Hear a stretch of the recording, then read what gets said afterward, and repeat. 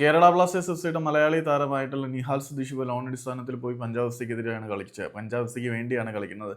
ആദ്യ മത്സരത്തിൽ കേരള ബ്ലാസ്റ്റേഴ്സിനെതിരെ മാൻ ഓഫ് ദ മാച്ച് പ്രകടനം കാഴ്ചവെച്ച നിഹാൽ സുധീഷാണ് ബ്ലാസ്റ്റേഴ്സിനെ പരാജയപ്പെടുത്തിയത്.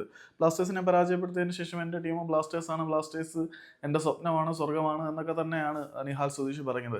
കഴിഞ്ഞ ദിവസം ഇന്ത്യൻ സൂപ്പർ ലീഗിൻ്റെ മീഡിയ ടീമിന് നൽകിയ അഭിമുഖത്തിനിടയിൽ വെച്ചിട്ട് കേരള ബ്ലാസ്റ്റേഴ്സിൻ്റെ പരിശീലകനായിരുന്നു ഇവാൻ വുക്കോമാനോവിച്ചിൻ്റെയും പിന്നെ ഇപ്പോഴത്തെ നോർത്ത് ഈസ്റ്റ് യുണൈറ്റഡിൻ്റെ പരിശീലകനായിട്ടുള്ള പഞ്ചാബ് എഫ്സിയുടെ പരിശീലകനായിട്ടുള്ള ഡിൽംബ്രിസിന്റെ കാര്യവും പുള്ളി ഇങ്ങനെ കമ്പയർ ചെയ്ത് പറയുന്നുണ്ടായിരുന്നു. ഇപ്പം ഇവാൻ വുക്കോമാനോവിച്ചിൽ നിന്നും വളരെ വ്യത്യസ്തനായിട്ടുള്ള ഒരു പരിശീലകനാണ് ഡിൽംബ്രിസ്. അദ്ദേഹത്തിന്റെ പരിശീലന രീതികൾ, കോച്ചിങ് സ്റ്റൈല് എല്ലാം വളരെയധികം ഡിഫറൻ്റ് ആണ്. ഈ ഒരു പരിശീലകന്റെ പ്ലേയിങ് സ്റ്റൈൽ പോലും കംപ്ലീറ്റ്ലി ഡിഫറൻ്റ് ആണ് എന്നാണ് പുള്ളി പറഞ്ഞത്. പിന്നെ പുതിയ പരിശീലകൻ വളരെയധികം സപ്പോർട്ടീവാണ്, വളരെ ഒരു നല്ല മനുഷ്യനാണ്, പിന്നെ യുവതാരങ്ങൾക്ക് വളരെയധികം പിന്തുണ നൽകുന്ന ഒരു പരിശീലകനാണ്.